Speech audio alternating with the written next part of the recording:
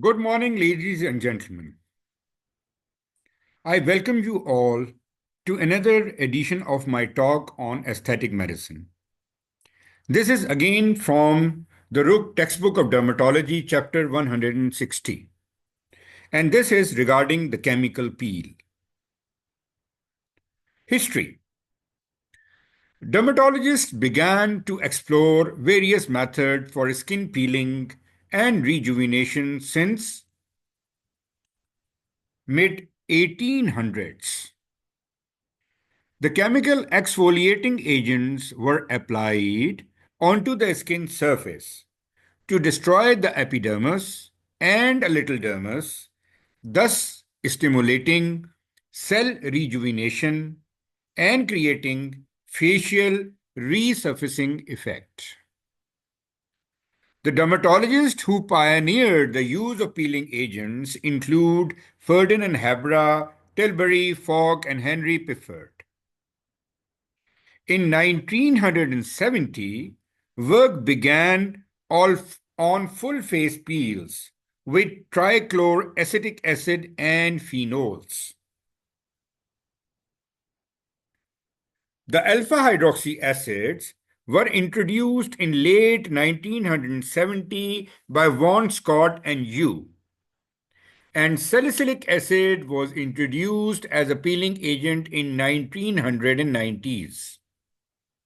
In the ensuing years, novel and more effective skin rejuvenation procedures using mechanical abrasion, lasers, and light devices were introduced. And these lasers and energy-based devices have almost taken over as skin rejuvenating tools. And the chemical peel has now gone into the background.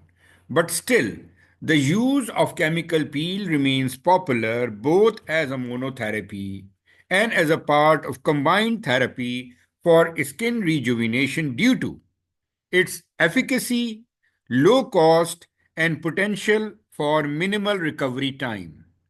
So, all those doctors and physicians who cannot afford expensive machines and equipment can use these chemical peels intelligently to produce almost equal effects.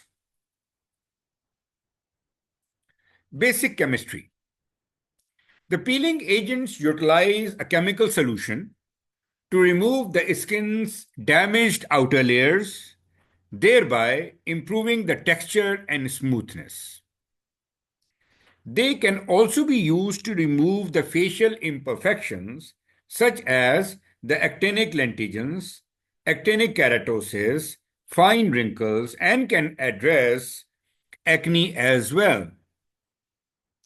The commonly used peeling agents are either alcohol that contain carboxyl or hydroxyl groups or are regular acids.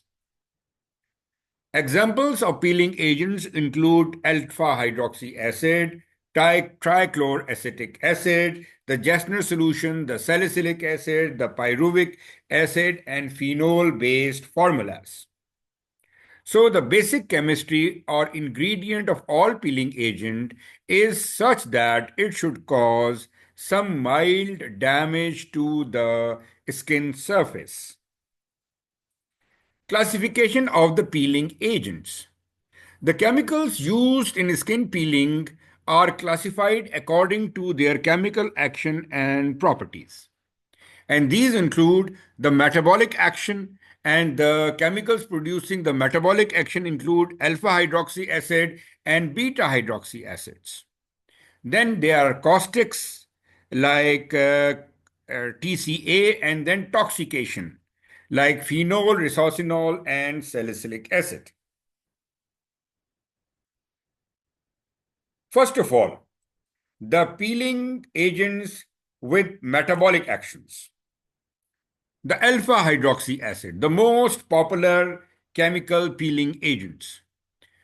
Among the alpha hydroxy acid, the most known are the glycolic acid, the lactic acid, the malic acid, the oxalic acid, tartaric, and the citric acids. These are all derived from the fruits and vegetables and have been used for cosmetic purpose for centuries. The alpha hydroxy acids are weak acids that induce their rejuvenation activity by either metabolic or by caustic effects. At low concentration, that is around less than 30%, alpha hydroxy acid disrupts enzymes like sulfonyl transferases, phospho, uh, phosphotransferases, and kinases, which functions by fixing the sulfate and phosphate group onto the surface of corneocytes. And by reduction of these enzymes results in decrease in corneocyte cohesion and subsequent exfoliation. Topical alpha hydroxy acid up to 25% glycolic, lactic, or citric acid results in stratum corneum detachment and desquamation as early as 24 hours after the treatment. At a concentration higher, that is 30 to 70%, a destructive effect is exerted. The chemical effects of many formulations of alpha hydroxy acid differ based on the bioavailability of the acid, its concentration, and the pH. Glycolic acid 30 to 70%. This is the range of concentration of glycolic acid that is used for aesthetic purpose. This is the most common alpha hydroxy acid, which penetrates into the skin easily due to its small molecular size. The glycolic acid peels are superficial peels and they act by causing keratoregulators that regulates the corneocyte shedding and cell replacement. Because of the low acidity of alpha hydroxy acid, they are unable to neutralize themselves, and the application of water or weak buffers like sodium bicarbonate is required once the desired depth has been reached. Lactic acid 10 to 30%. Lactic acid is structurally identical to glycolic acid but has a lower pH at equivalent concentrations. It causes intraepidermal and dermal epidermal junction disruption. It has a comparable efficacy for treating photo damage, superficial hyperpigmentation, and fine rhytides as compared to glycolic acid. Neutralization is necessary like in glycolic acid, and exfoliation after the treatment typically occurs over several days, with complete reepithelialization occurring in 7 to 10 days post-treatment. Then pyruvic acid 40 to 70%. It is the smallest alpha keto acid with similar keratolytic properties to salicylic acid but has less lipophilicity. It causes intraepidermal and dermal epidermal junction disruption. Clinically, the pyruvic acid peels have the efficacy in treatment for acne vulgaris, mild photoaging, and hyperpigmentation. Pyruvic acid again is not self-neutralizing and will continue to cause keratocoagulation until it is neutralized with sodium bicarbonate or washed with water. Exfoliation after treatment typically occur over several days and reepithelialization is complete in 5 to 10 days, as we see in both glycolic and lactic acids. Then the salicylic acid 20 to 30%. It is a beta hydroxy acid. It is used in various topical preparations or peeling agents due to its keratolytic properties. It has high affinity for lipid and preferentially exerts its keratolytic effect inside the pores, making it helpful therapy for acne vulgaris.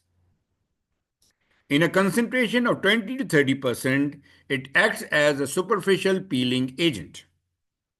Indications include early to moderate photo damage, oily skin, enlarged pores, comedonal and inflammatory acne, rosacea, post-inflammatory hyperpigmentation, and epidermal melasma. Neutralization is not necessary for salicylic acid, and after application, the skin can be rinsed with tap water. Redness and edema is usually minimal. Desquamation is more vigorous as compared to GA peel and usually begin after 2 to 3 days and last for up to 1 week. Salicylic acid peels can be repeated at 4 weekly intervals. There are no consensus about timing or overpeeling because there is very little penetration after precipitation of the active agent. So it is also a good choice for darker Fitzpatrick skin type 4, 5, and 6. The salicylic acid cause superficial anesthesia, so discomfort is minimal. Very rare salicylic acid cause systemic toxicity, which is the salicylism.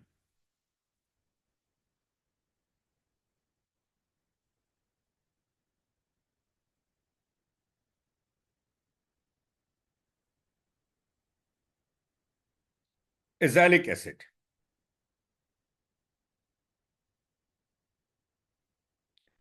Azelaic acid is a saturated dicarboxylic acid produced by Malassezia furfur and is found naturally in wheat, rye, and barley.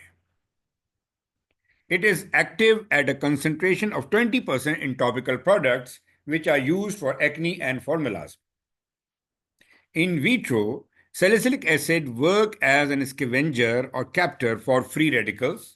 It normalizes keratinization and leads to reduction in content of free oily acids in the lipids on the skin surface. So decreases the oily skin layer. Then retinoic acids. It is oxidized form of vitamin A.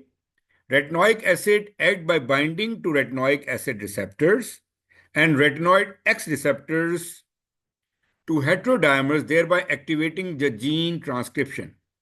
What it does, it normalizes keratinization and also has deeper dermal reparative impacts. Then we'll discuss some peels with caustic actions. The most popular peel in this category is trichloroacetic acid. TCA is analog to acetic acid and has a molecular structure close to glycolic acid, but it is a very strong acid with pKa of 0.26. TCA is dissolved in distilled water to make a clear and colorless aqueous solution. TCA has been the gold standard in chemical peel for many decades. By varying the concentration of TCA, one can control the depth of penetration into the skin.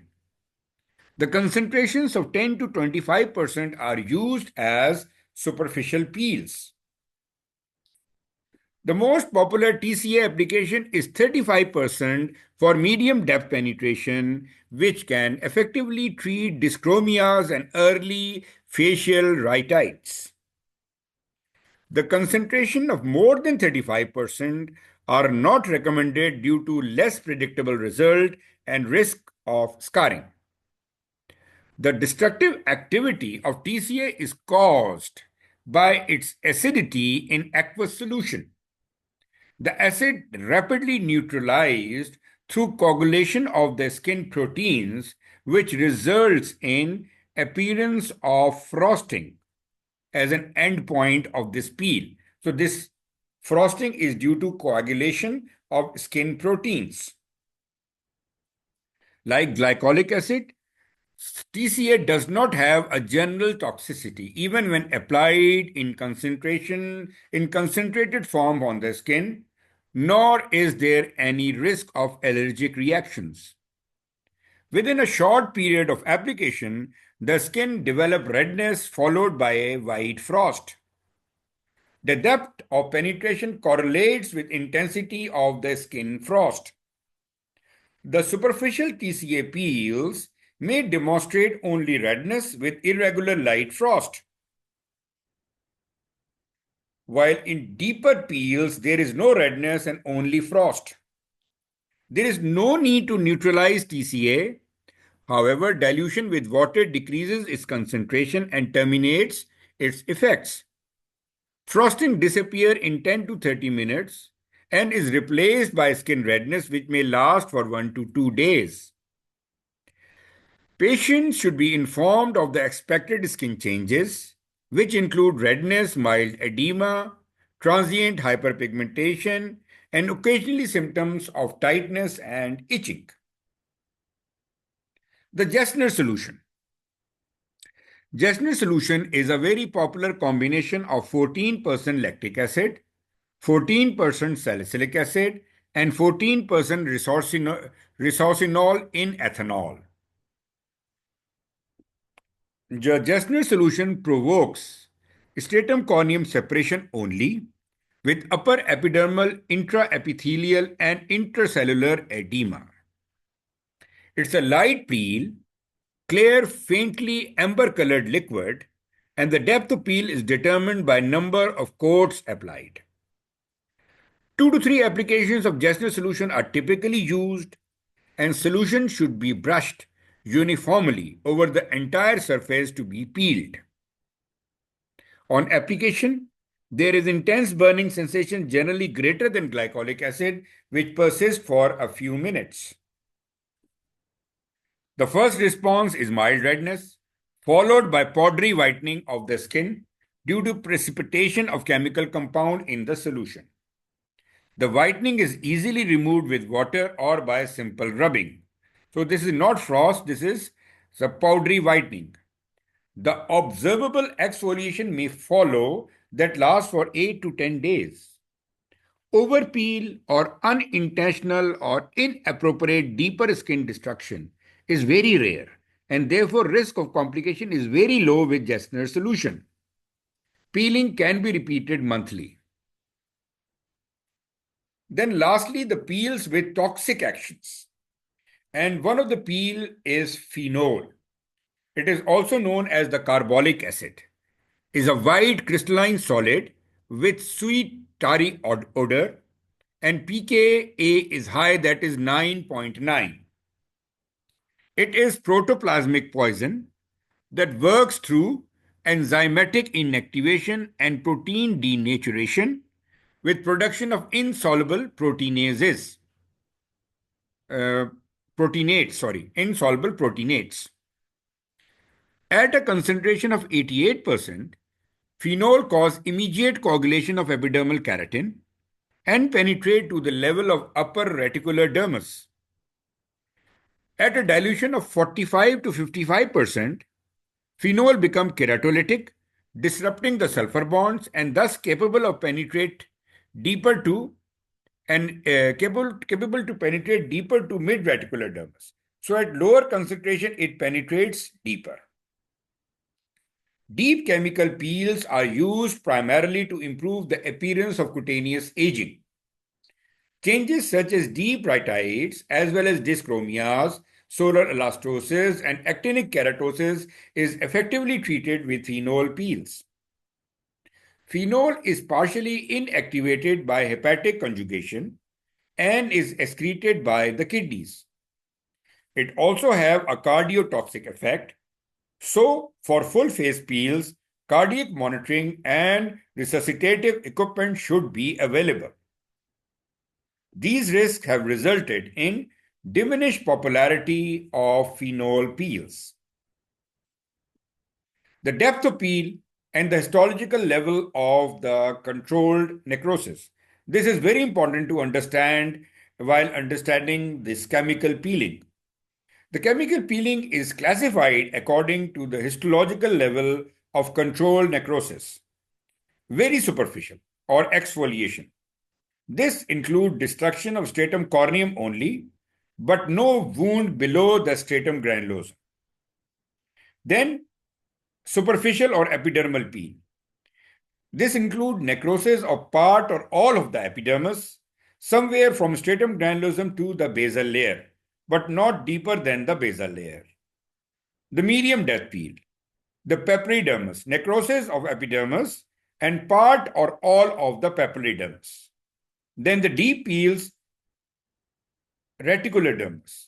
It will cause necrosis of epidermis, the papillodermis, and extending into the reticulodermis. Depth of peel is depending on the peeling agent, their concentration, mode of application, as well as the skin type and skin condition. In general, the depth of peel determines the patient's downtime during and after the procedure, overall healing time, risk and severity of side effects, and the treatment outcomes. The superficial peels. Superficial peels are the most frequently used peels and are recommended peels because of their safety and less chances of side effects. Indications for superficial peels include acne, epidermal dyschromias, superficial static lines and wrinkles, mild actinic keratosis, and mild photoaging.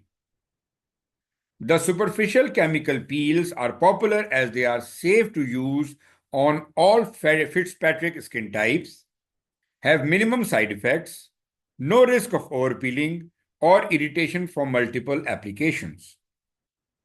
They do not require anesthesia, and desquamation is usually well accepted. The disadvantages are the treatment outcome does not always meet the patient expectation, and series of repeated peels may be required, which is of course no harm because what I always stress is do no harm to the patient. So with salicylic acid peel, you will not be causing major harm to the patient. So no problem if the peels are repeated over time. Superficial chemical peels and the application methods. Glycolic acid 30 to 50%. A single coat for 2 to 3 minutes. It causes a very superficial peel. It is neutralized with water or sodium bicarbonate. We can use glycolic acid with 50 to 70% concentration. Single coat is applied for 3 to 10 minutes or until redness develops. If redness develops, it is neutralized earlier with water and sodium bicarbonate. Then Jessner solution 1 to 3 coats will cause a superficial peel. If we do 4 to 5 coats, it will cause the 1 to 3 coat will cause very superficial peel, that is only stratum corneum, while 4 to 5 coats will cause a superficial peel that is affecting the epidermis. Salicylic acid 30%, 1 to 3 coats are required. Lactic acid 10 to 30%, 1 to 3 coats. Mandelic acid 40%, again 1 to 3 coats. All these peels are kept at place for about 5 minutes or until redness develops. The pyruvic acid 50%, 1 to 3 coats until redness. It is neutralized with water and sodium bicarbonate. Trichloroacetic acid 10 to 30%, 1 to 3 coat until level 1 frosting develops. Then the medium depth peel. Medium depth peel results in controlled full thickness epidermal necrosis and partial thickness dermal necrosis. These are the technical peels, difficult peels, and should not be attempted in the first go and should only be done once you are confident with superficial peeling procedure. The medium depth chemical peels are indicated for treatment of pigmentary disorders, for photo damage, for skin rejuvenation, actinic keratosis, softening of acne scars, xanthelasmas, and textural skin changes. Following the mid-dermal chemical peel, reepithelialization is usually complete in 7 days. Dermal collagen remodeling may continue for more than 6 months. For patients with extensive actinic keratosis, TCA peel permits the treatment of subclinical disease over the entire face. Medium depth chemical peel is used to treat PIH and melasma, is associated with high incidence of post-peel pigmentation. It should not be performed on non-facial sites due to the relative paucity of follicular units and increased risk of poor healing and changes in pigmentation. so should only be done on face. Because of risk of hyperpigmentation, should be used with caution in patient with skin of color. That is type 5 and 6 skin. Medium depth chemical peel and application methods. So among the medium depth chemical peel is 30 to 50% trichloroacetic acid. Until confluent light frost and redness level 2 frost, or until solid white frost without redness level 3 frost. Then solid CO2 slush plus 35% TCA. Solid CO2 slush for 3 to 15 seconds. It caused transient frost. Then followed by 35% TCA at level 2 or 3 frost. Gessner solution plus 35% salicylic acid. Gessner solution is applied until the pseudofrost or white precipitates develop, followed by 35% TCA for level 2 to 3 frosting. Then 70% glycolic acid plus 35% TCA. 70% glycolic acid for 2 minutes and then removed with water, followed by 35% TCA till level 2 or 3 frost. Then 88% phenol for limited areas, unoccluded 88% phenol to localized areas.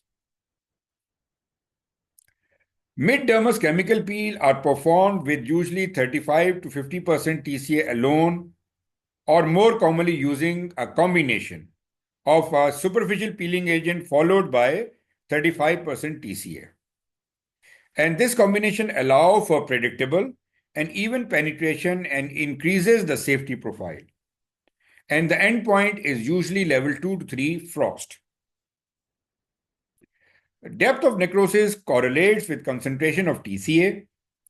At 10 to 35% weight by volume TCA solution, there is an epidermal exfoliation, whereas 30 to 40% by weight to volume TCA cause 0.3 to 0.5 mm dermal necrosis, but spares the inferior portion of follicular apparatus, permitting regrowth of the epidermis. TCA in concentration of approximately 65 to 70% result in 0.8 to 0.9 mm of dermal necrosis, which would probably result in scarring and is only appropriate for localized use. Deep peels. The deep chemical peels involve application of compounded phenol croton oil solution to produce controlled cutaneous necrosis to mid-reticular dermis level. The subsequent wound repair result in marked collagen formation, reorganization of elastic fibers, which can persist for over a decade. So results are long-lasting, but the complications also are very much. The deep cutaneous peels are used primarily to improve the appearance of moderate to severe photoaging, severe acne scar, and actinic cheilitis. Deep cutaneous peel have diminished in popularity due to prolonged post-operative downtime, increased risk of complication including infection, scarring, hyper and hypopigmentation, fluid imbalance, and cardiotoxic effects, and needs for cardiac monitoring. The laser resurfacing have replaced the deep cutaneous peel, especially in patients with darker skin, and is much safer, with more precise depth control and easier to use with no risk of systemic toxicity. So this laser resurfacing has almost replaced the deep peels. Formerly of two deep chemical peels, one is the Baker-Gordon peel, developed in 1962, that include the croton oil, phenol, and water, and septisol. Then Hatter formula, which was developed in 1996. This is light to heavy peel, again containing croton oil, the phenol, and septisol. Indications for chemical peeling. We have discussed it before. We'll discuss it in detail again. Chemical peels are mainly recommended for facial skin rejuvenation, treatment of photoaging, pigmentary dyschromias, acne vulgaris, scars, fine wrinkles, and actinic keratosis, all the superficial skin conditions. Careful selection of patients for conditions to be treated, a thorough knowledge of peeling agent, and the peeling procedure are critical for delivering good results. First, the facial skin rejuvenation. Superficial chemical peels and mid-dermal chemical peels are useful for facial rejuvenation, which will improve the skin texture, the fine lines, poikiloderma, pigmentary dyschromia, and oily skin. The superficial cutaneous peel enhances desquamation, resulting in temporarily refreshed looks, while the mid-dermal chemical peel are able to efface wrinkles and improve dyspigmentation. Usually, a series of superficial chemical peel treatment is required for optimum results. Photodamaged skin and actinic keratosis. Photodamaged skin is one of the main indications of all types of chemical peels. Mid-dermal cutaneous peels are most popular in this regard, which they not only induce histological and chemical improvement in epidermis, but also induce thickening and regeneration of papillodermis with new collagen and elastic fiber formation. Superficial chemical peel are used to treat skin changes which are associated with mild photodamage. And peels are salicylic acid, glycolic acid, lipohydroxy acid, and mild TCA. Deep cutaneous peel are less popular and have been replaced by mid-dermal cutaneous peel or by laser resurfacing, as the latter have better safety profile, a more predictable outcome, and precise results and ease of use. Medium depth TCA and phenol peel are effective in treating actinic keratosis and superficial Bowen's disease.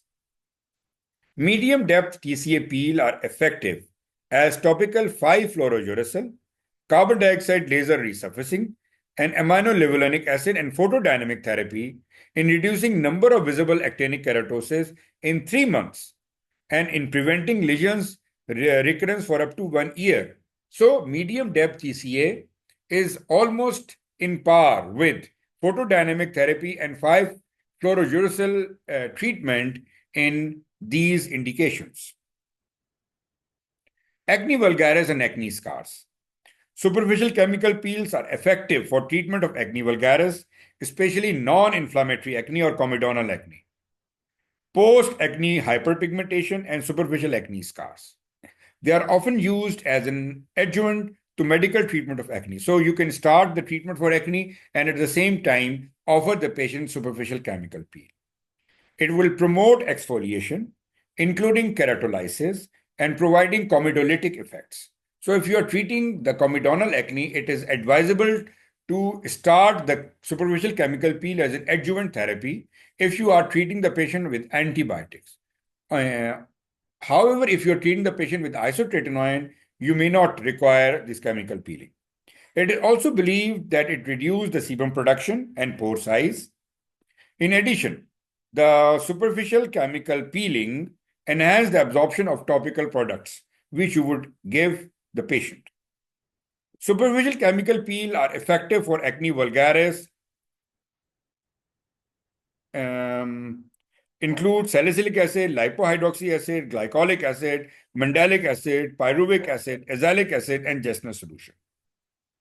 Different peeling agents have approximately same efficacy and adverse events profile.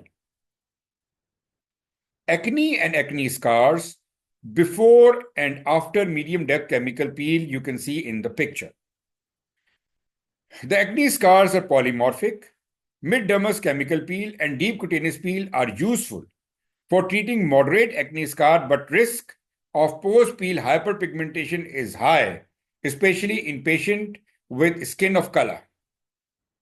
For these patients, it is safer and more effective to use CO2 fractional or erbium YAG laser, which have almost replaced the mid-dermal cutaneous peel and deep chemical peels. Atrophic and ice-pick acne scars are treated with TCA chemical reconstruction of the skin scars, which is the TCA cross. In TCA cross, we use 75 to 100% of TCA that is pressed hard on entire ice pick depressed scar by means of a toothpick. This will create a scarring that will fill up this deep ice pick scar. Then pigmentation. Dyschromias are alteration in skin pigmentation, commonly associated with photo damage and often observed in dark skin types. Common hyperpigmented lesions which are treated with chemical peel include the solar lentigines and melasma. Other dyschromias like PIH and infraorbital hyperpigmentation are also treated. Superficial chemical peel are effective and safe in treating dyschromias in all skin types. So the peels use are glycolic acid, Jessner solution, salicylic acid, although lactic acid, mandelic acid, and TCA and tretinoin peels are also effective. Superficial chemical peels are often used in combination with skin lightening agents like 2 to 4% hydroquinone, 10% azelaic acid cream for synergistic effects. Fastidious skin protection must be adhered to in order to prevent relapse after treatment. The patient with periorbital melanosis are benefit with series of superficial chemical peel. This is a difficult disease to treat, so superficial chemical peel may be employed as a good choice of treatment. Now discussing contraindications to chemical peel. The absolute contraindications to chemical peel include allergy to peeling solutions or the neutralizing agents, as well as the patients with unrealistic expectations. The relative contraindications include concomitant use of some medications. For example, if patients are on oral contraceptives, tetracycline, which induce the pigmentary disorders and causes more PIH. Concomitant oral isotretinoin should be avoided while using peel, especially the medium depth peel. It is common practice for isotretinoin to be discontinued for 6 months prior to mid-dermal cutaneous chemical or deep chemical peels, as isotretinoin affect the reepithelialization.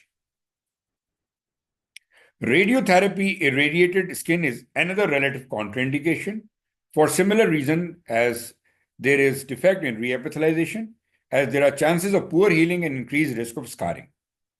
Other relative contraindications are patients who work outdoor and those who have photosensitivity. Pregnancy and lactation are relative contraindications, although there are no reports of teratogenesis or fetal malformation from any of the chemical peels. Patients who are prone to keloidal scar should avoid mid-dermal chemical peel or deep chemical peel. Immunosuppression, concurrent illness, recent head or neck surgery, recent facial hair removal, active herpes labialis, presence of plain warts and dermatitis are also relative contraindications. Pre-peel procedure. First of all, counseling. During the first visit, identification of patient concern, expectations, and accepted side effects and downtime. This should be done. Various peeling options are discussed, their potential benefits, healing time, complications, and alternative treatment option must also be discussed. This discussion would also include the prices because all the other laser and energy-based treatment are expensive as compared to chemical peeling. Generally, the superficial chemical peel address the acne, rejuvenation, and pigmentation, as we have discussed. Mid-dermis and deep cutaneous peel, which are not going to be used by you in the first place, are useful for photo damage, wrinkle, and deep scars. Some patients may prefer a series of chemical peeling treatments. Then a physical examination is to be performed. Note the patient's skin type, degree of photo damage and scarring, and sebaceous quality of the skin. Generally, the atrophic dry skin is more sensitive to chemical peeling, while those with thick sebaceous rich skin type are more tolerant to chemical peeling and stronger chemical peels can be used. A history of skin allergy or sensitivity should be noted to the peeling agents and to other agents. And also find out a skin disorder with common phenomena like psoriasis, lichen planus, or warts. After counseling and before starting chemical peel, skin priming is done. This is the time before the skin peeling, and it targets the skin for 2 to 4 weeks before the chemical peel. The aim of skin priming is to allow a more uniform penetration of the peeling agents and to shorten wound healing time and to reduce the risk of PIH. The topical retinoid and glycolic acid are used to thin the stratum corneum and enhance the penetration of the peeling agent. Topical retinoids are usually stopped 1 to 2 days before the chemical peel. However, in skin type 3 and 4, they must be omitted 1 week before the peel to reduce the risk of excessive peeling and prolonged redness in PIH.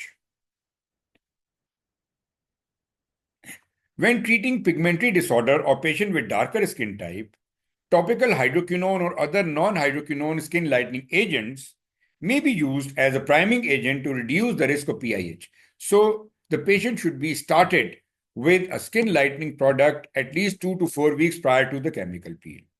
Topical hydroquinone are preferred as a priming agent over topical tretinoin to enhance the effect of glycolic acid peel and lessen the risk of PIH. The priming also makes the patients accustomed to maintenance regimen that they need to comply after the peeling. Consent and photo documentation. Before going for chemical peel, informed consent should be obtained from the patient. The procedure should be explained in detail, including post-peel course, aftercare, potential complication, and when to resume the topical medications.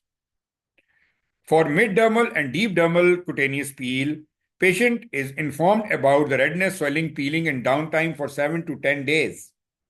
Then strict sun avoidance should be advised for 14 days post-peel, especially in mid-chemical and mid-dermal chemical and deep chemical peel. Before and after peel photos are essential as documentation. Then the peeling procedure. The standard peel tray should include a small fan. Hand fan can also work. Alcohol or acetone for skin degreasing. Gauze pads, sponges, cotton-tipped swabs, spray bottle for water or mild cleanser, and a bland moisturizer. A timer and neutralizing agent are required for glycolic and pyruvic acid peel. Peeling technique. Chemical peels are performed in outpatient setting.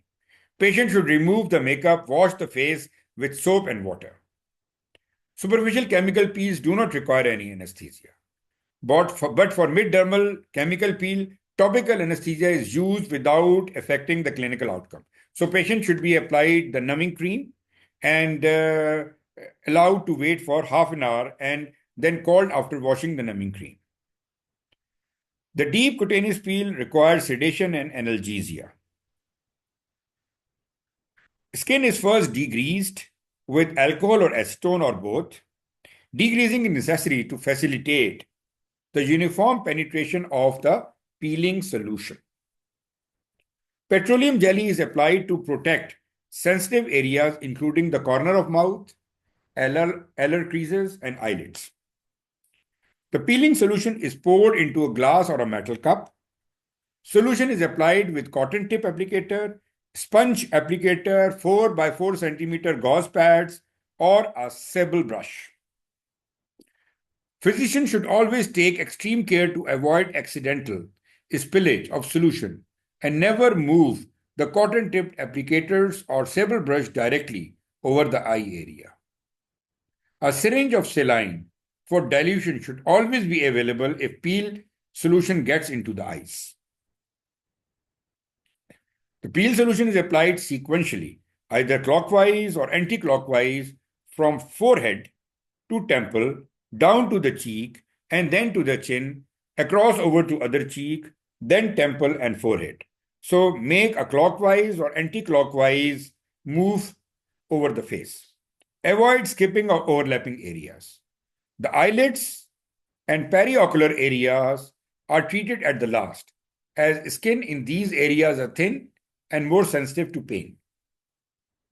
Tearing, sometimes tearing develops, which dilutes the peeling solution and cause pigmented streaks. So tears should therefore be quickly wiped off with dry cotton applicators. Infraorbital areas are treated with eyes open, and for the upper eyelids, eyes are closed, and peeling is applied in upward strokes towards the eyebrows. Patients who do not require full face peel, the peeling edge is applied to the individual cosmetic units. When treating photo-damaged skin, the solution is feathered at the hairline, neck, and neck to promote the blending with untreated skin. During the peeling process, skin is cooled with fan continuously to decrease the stinging or burning sensation, especially in first few minutes of the peeling. Another advice to all of you is whenever you are performing peeling agent, don't leave the patient unattended. Because if you start seeing another patient while you applied the peel to a patient, you may not keep hold of the time at which the peeling agent is applied, and may result in complications and unusual outcomes. So always keep the patient in your visual range so that you can keep on seeing the effect of peel, that is redness or frosting or any other effects. Then some words about individual peeling agent. The glycolic acid peels are solution with free acid ranging from 20 to 70%. They are available as buffer solution and gel formulations. And these agents cause less burning, stinging, and redness, and there is less risk of uneven penetration. These buffered peels you will get commercially available from many of the vendors in your area. Using the glycolic acid peel, the concentration of free acid and time of contact will determine the risk and results. The low concentration glycolic acid, 20 to 30%, should be started with a short contact time, usually 3 to 5 minutes. With subsequent treatment, acid concentration and contact time can be increased. Patient will feel a stinging or burning sensation as you apply the peel. Clinician should be alert for development of area of redness or epidermolysis.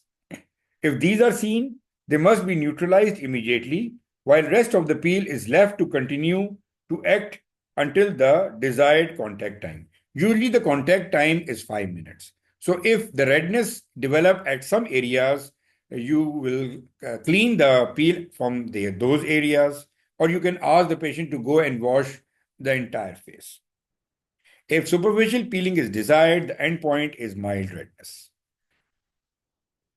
If epidermolysis or full epidermal peel is desired, then endpoint is vesiculation or red-white discoloration. The treated skin will heal with crust and has higher incidence of PIH. Once the endpoint of vesiculation is reached, glycolic acid solution must be neutralized with sodium bicarbonate or alkaline agent to terminate its action. Sodium bicarbonate causes exothermic effects, resulting in some discomfort, which is reduced by spraying cold water on the skin prior to neutralization. During neutralization, bubbling or fizzing sound occur as carbon dioxide gas is produced. This will cease when all the glycolic acid is neutralized and indicates completion. So once the fizzing sound is over, you are sure that the neutralization is complete. Once the GA is neutralized, the face is washed with water, followed by application of mild emollients and a sunscreen. A series of superficial GA peels are performed at 3 to 4 weekly intervals, and peel concentration is increased with each subsequent treatment. For patients who are prone to PIH, low acid concentration and short contact time to be initiated and interval between subsequent peel should be more. Gessner peel. After cleansing and degreasing, Gessner peel is applied evenly to the treatment area. Faint redness followed by light powdery whitening will appear, which is the endpoint. It is due to precipitation of chemical and is not a true frost from tissue coagulation. If deeper peel is desired, additional coat of JS is applied. Usually 2 to 3, then 5 or 6 coats are done. With more coat, skin becomes red and there are area of wide frost and tissue coagulation. So for light peel, it is only white powdery, white precipitate, powdery precipitate, while for deeper peel, more coats and then it will be redness and frosting. Unlike GA peel, there is no need for neutralization and powdery whitening is washed off with water and mild moisturizer applied. The salicylic acid peel. 20 to 30% salicylic acid peel is applied for the face for acne. Second coat is applied to the papules and pustules. So first coat on the whole face and then another coat specifically on the papules and pustules. A tingling or burning sensation is felt. White frost of crystalline precipitate of salicylic acid is seen within few minutes of application. Papules and pustules become de-roofed during the process. After 3 to 5 minutes, the frost is complete and face should be washed and moisturizer applied. Peel is repeated at 2 to 3 weekly interval and number of peels is dependent upon the severity of acne. TCA peel.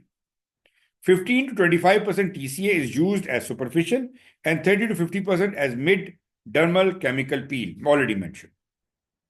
It is also mentioned that depth of peel depends upon the concentration of TCA, method by which the acid is applied, number of applications, and amount of acid on the applicator. TCA is rubbed evenly on the skin by 4 into 4 centimeter gauze, and even redness or frosting is seen. Depth of TCA peel penetration correlates clinically with intensity of frosting on the skin. Now, this is very important slide, and it shows level 1, level 2, and level 3 frost. Light frost corresponds to superficial epidermal peel, which is the level 1 frost. A white frost with redness, as you can see in level 2, corresponds to full epidermal peel or full epidermal thickness peel, which is level 2 peel. While a solid white frost, which is the fridge white, corresponds to papillodermal peel. This is the level 3 frost. So level 1 is mild frosting, level 2 is frosting with redness, and level 3 is heavy white frosting with no redness. Care should be taken to allow adequate time, approximately a minute, between TCA applications to ensure coagulation process is complete before another coat is applied. Patient will experience a burning cessation within minutes of TCA application. When desired endpoint is reached, treatment area is washed with water and emollient applied. Combined glycolic acid and TCA. A combination of 70% unbuffered GA peel followed by 35% TCA will produce a consistent mid-dermal chemical peel and is safer than medium depth TCA concentration. GA 70% is applied to face for 2 minutes, then washed off with water, then 35% TCA is applied in the usual manner. Patient will experience burning sensation within minutes of TCA. Once frosting is complete, face is washed with water and emollient applied. Combine Gessner solution and TCA. The goal of combining Gessner solution followed by 35% TCA, which are both superficial peeling agent, is to create a mid-dermal chemical peel without risk of using high concentration of TCA.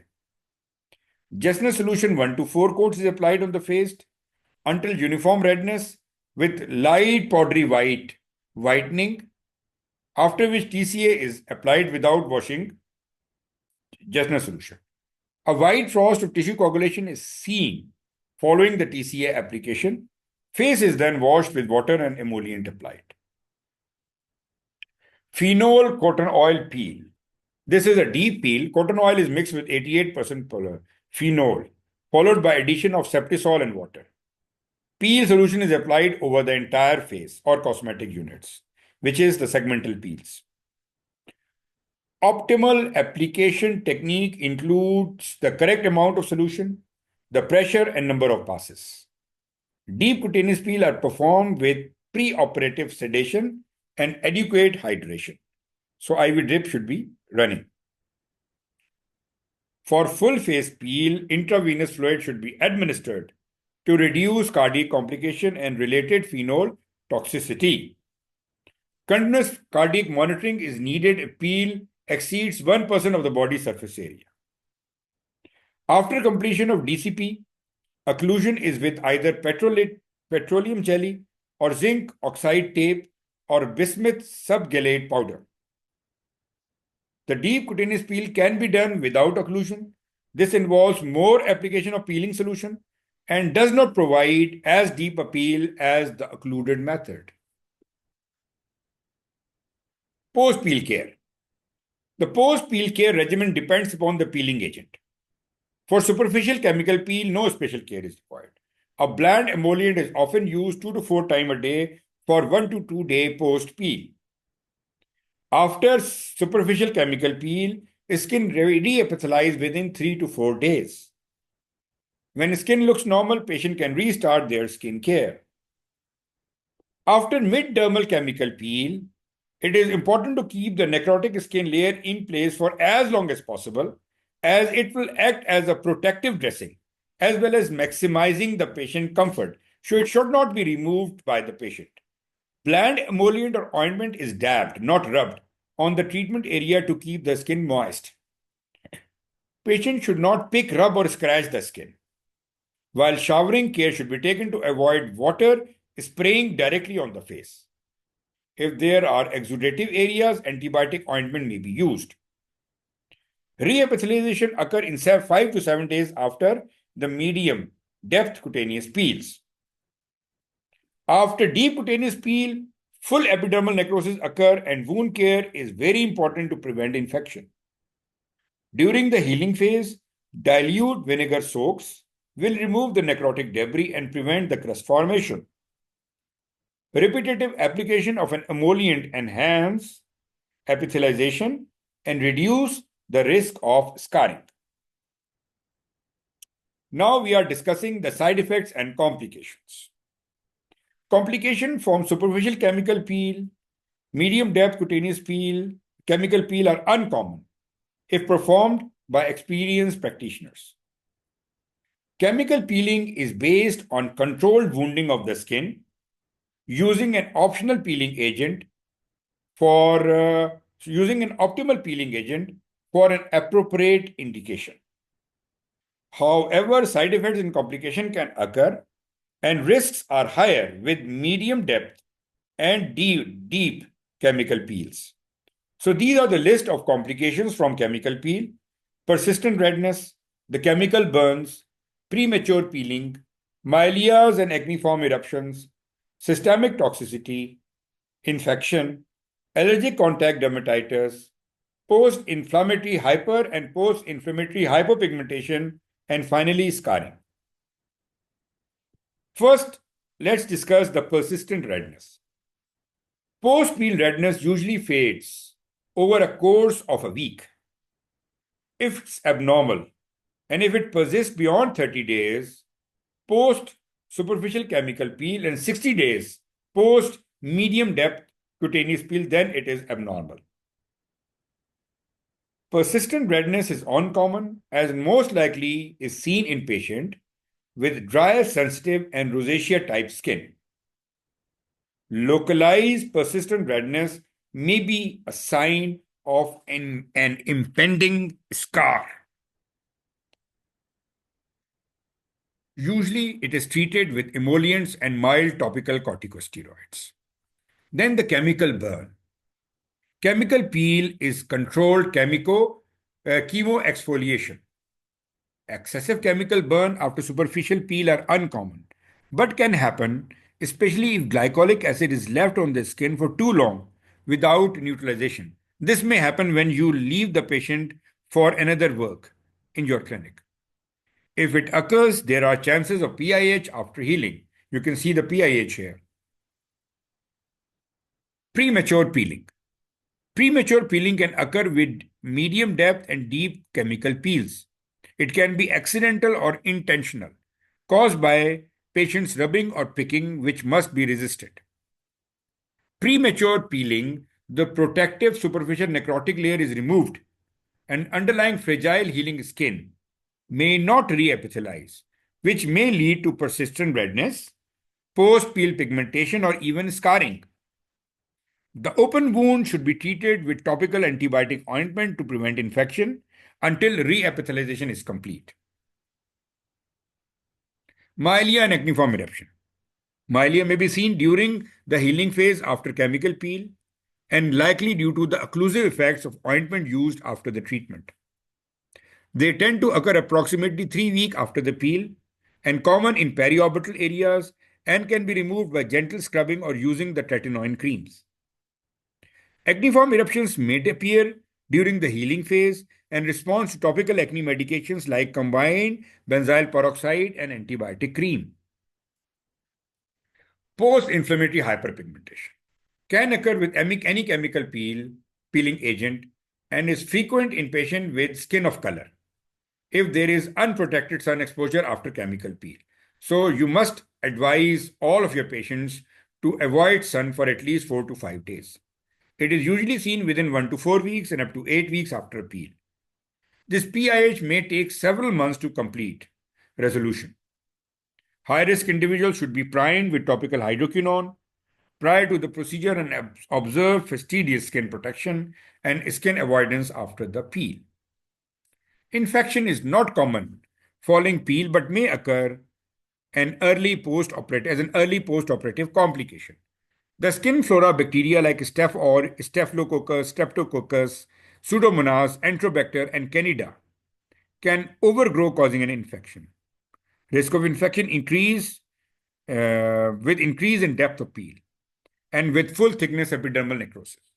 So risk of infection is more in medium depth and deep chemical peel rather than superficial chemical peel.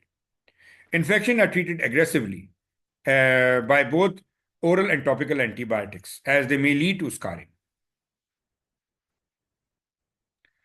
Reactivation of dormant herpes infection can occur in patients with pain and erosions. Vesicles are often not obvious.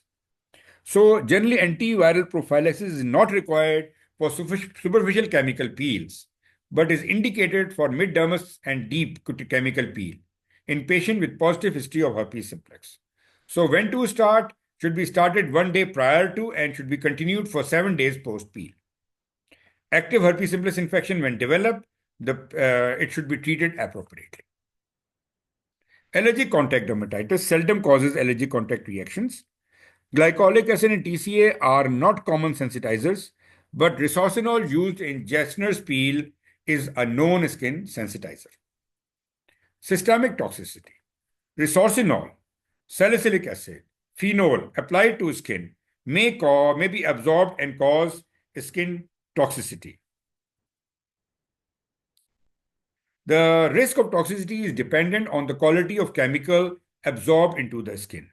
The salicylic acid toxicity or salicylism occur when large area of face, chest, arm, and leg are treated simultaneously.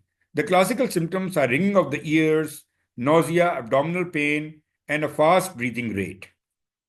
So, salicylic acid should never be applied on large areas of the body at one time. Post-inflammatory hypopigmentation. Hypopigmentation is a recognized complication of deep chemical peel resulting from melanocyte destruction in both hair follicle and reticular dermis. Phenol peel are known to cause hyperpigmentation and degree is proportional to the amount of phenol used. Hyperpigmentation seen after medium depth cutaneous peel persists for 2 to 3 months, or it may be permanent, followed by scarring and superficial fibrosis of the upper dermis. Scarring. Patients at high risk are those with an exaggerated inflammatory response, with a history of poor and delayed wound healing, and with tendency to form hypertrophic and keloid scars. All the above should be excluded before doing the peeling procedure. So this is the pre-peel counseling and history taking is important. Deeply penetrating peeling agents are risk factors as well as inadequate time between the peeling procedure. If the peeling procedure are done very rapidly in week or 2 week time, many scars are result of infection and premature peeling. High risk sites are upper lip, inframandibular skin, and glabella. Once scarring is noted, close follow-up and appropriate treatment is essential. The last part of the talk is chemical peel in skin of color, that is our skin type. Indications for chemical peel in patients with melanin-rich skin differ from those of people with fair skin. Common problems in patients with dark skin include skin dyschromias like melasma, lentigens, and PIH, acne and scars, textural changes as roughness, oily skin, and enlarged pores. So all these are our problems. Superficial chemical peels are effective and safe in treating acne, superficial acne scars, melasma, and PIH. Series of superficial peels are preferred to more aggressive mid-dermal chemical peel. So it is better to perform many chemical peeling procedures with superficial peel rather than a single mid-dermal chemical peel. Some of the popular superficial chemical peels in skin of color is glycolic acid, Gessner, salicylic acid, and lactic acid with low incidence of side effects. In patient of skin of color, risk of complications far outweighs the benefits. When carrying out the chemical peel in patient with skin of color, special consideration should be given to pre-peel priming, peel indication, choice of chemical peeling agent, and post-peel care, which include adequate UV protection and treatment with skin lightening agent before and after the procedure. So this brings me to end of this talk. I hope my talk was beneficial to most of you because chemical peel is usually the starting procedure when a doctor starts the aesthetic practice.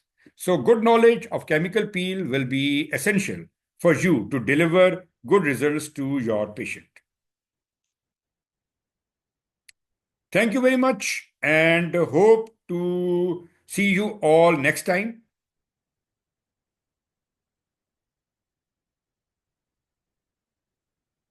Thank you and goodbye.